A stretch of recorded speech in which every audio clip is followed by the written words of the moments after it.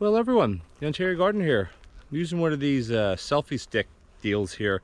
We're down in the bee yard. I'll pan you around real quick. Now, if you remember from our last video, we have 5 hives. This is one that we didn't split, but I know the queen is here because she's marked. I did see her. This was around 2 weeks ago. From the time of the recording of the other video, it's been about 16 days. Yeah, I think 16 days, something like that. And then this is a hive that we split into this one. This one's bustling, as you can see. We can get a bit closer here.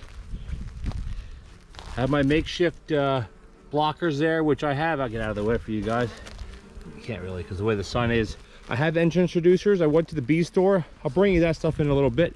This hive here, wait, these guys here are really, really active. I'm trying to get these weeds out of the way. This is a hive that we split this hive into this hive. And that looked pretty active. And I left a lot of stuff down here, like this old sugar syrup, and we did get a bit of rain. I left this stuff down here, which I probably shouldn't have done, but it's not a big deal. We have a bunch of bees, well, not bunch, most of flies that drowned in here. This is fine. This is all gonna go away today. I'll spin you back around. So the goal for this video is we're gonna add a honey super. You can see it to that box right here. We're adding a honey super to this box. And basically what a honey super is, it can be a medium deep, or it could be a medium, or it could be a deep. And basically what that means is the size of the frames and the size of the box. Now I run deep frames here exclusively. I thought about, you know, switching and getting some medium frames for honey production, because they're heavy, they're lighter. The bees will fill it quicker. It's easier for them to do it. Turn it down a bit, guys. But the problem with that is then that means I can only use the medium boxes, medium frames for honey. I can't use them for brood or for laying, I guess I should say. So I'm like, you know what? And the frames here, I'll show you what I got here. Some of this is new, some of this is not. I picked these up. So basically these are deeps. You can buy them singly, but I buy them in packs of 10 because 10 fit in a 10 frame deep box. Now, the price that where I get them from, the price between the deeps and the mediums are 10 cents. 10 cents different.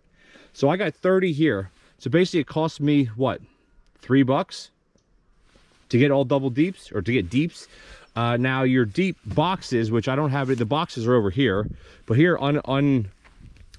put together boxes, they do cost, they're maybe $3 or $4, $2 or so more than the other ones, than the mediums, so they do cost a bit more. But anyway, that's for a different video. For today, we're going to be making, flip it up here, that one over there into a honey super. And basically all a honey super is basically a box, a deep frame or a medium, where you put in one of these.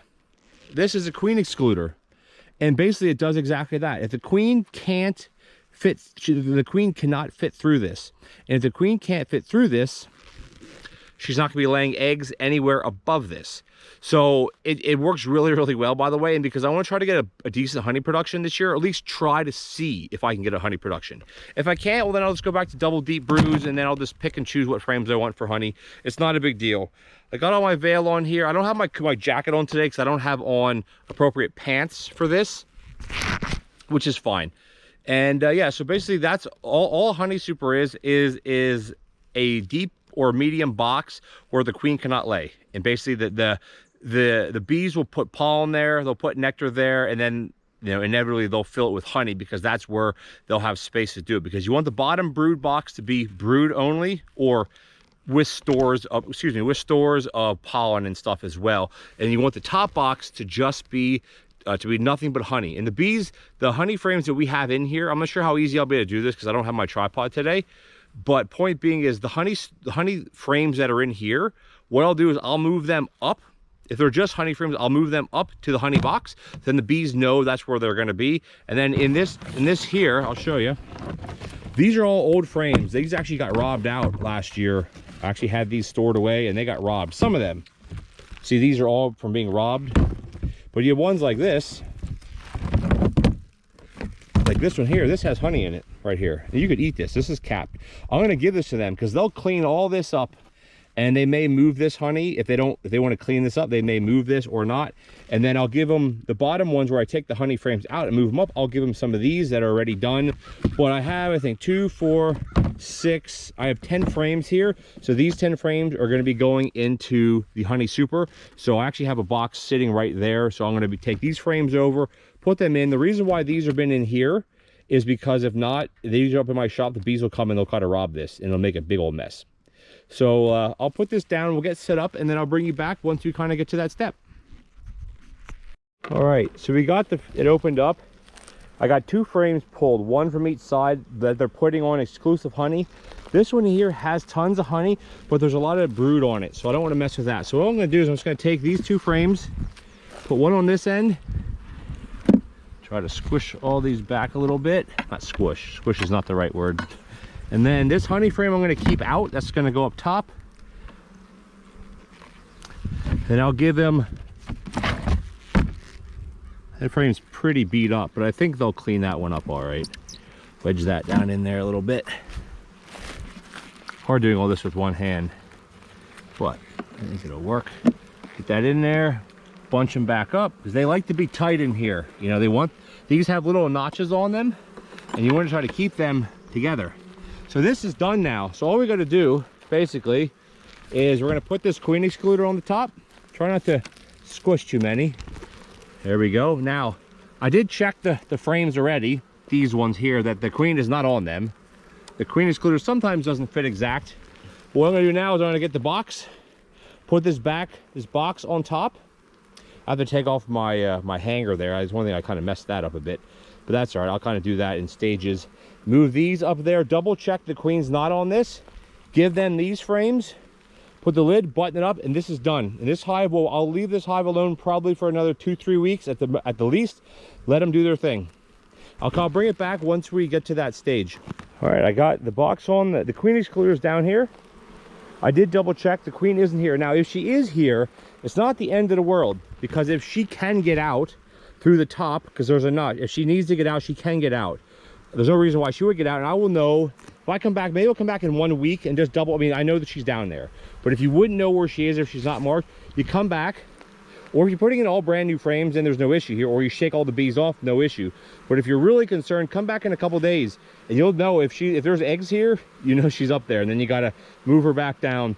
But all we're going to do now is basically, these bees aren't too riled up. I'm going to give them all these old frames, and there's 10 of them in total. See how this is all kind of beat up, crystallized? They'll clean all that up.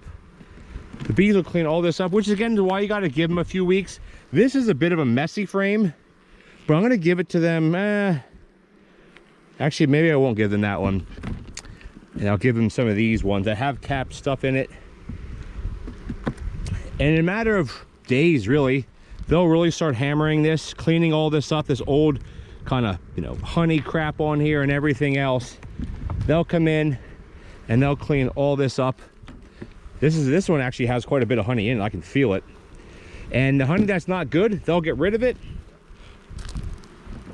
Like this one has a bunch of honey in it. I'm just going to give that to them, because the honey that's capped in here is still perfectly good for human consumption. Let's come back here. I do have a couple. These have been left out, so these are a bit weathered. I'm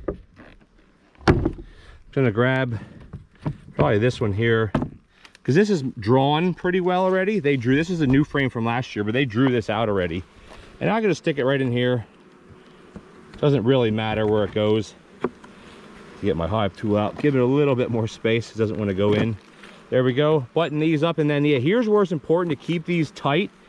That for some reason isn't going in as tight as I would like. There we go. Because if there's a gap, the bees will build honey out here. You know, they'll build it if there's a big gap. They'll build the honey wherever they want. Alrighty, let's double check the lid. She's obviously not on here. She'll usually never be up here.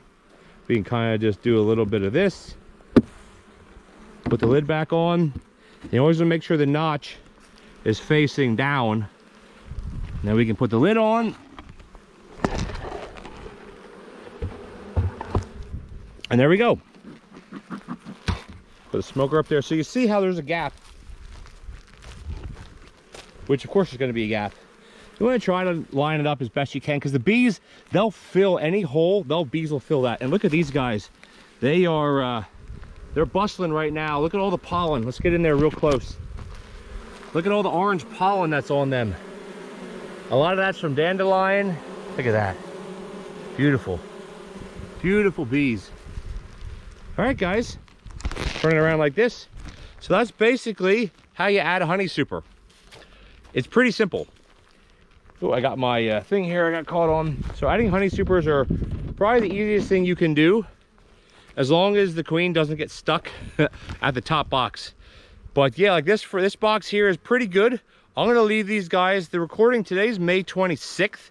I'll leave these guys probably at least 3 weeks, 2, 3, 4 weeks, because there really is no reason to touch this hive. The frames that are down below are not that big a deal. Like they're not brood bound. They're not going to swarm. They shouldn't swarm. The ones I pulled, I didn't look through all of them because there's no need to check, because I know she's in there, and they're going crazy because they are quite calm. If the queen isn't there, that's another sign, especially if it's a nice day like today. I don't know, it's what, 20 degrees now, 17, 18 degrees Celsius. That's what, mid 50s, early 60s, low 60s. If the hive is really crazy going, when you open it up, then you know she might not be there. But this hive is pretty calm. I got a little bit of smoke. Turn it around last time. All right, guys, thanks for watching. Stay tuned for more bee videos. We have a lot coming. The time of recording this video, I'm getting 2 more nucs, and I'll be making videos on them, of course, to how to install nucs, which is pretty simple, but there are some, you know, kind of things you want to keep look for, especially right now. You want to feed them, and we'll get into all that later on. All right, guys, thanks for watching. Have a great day.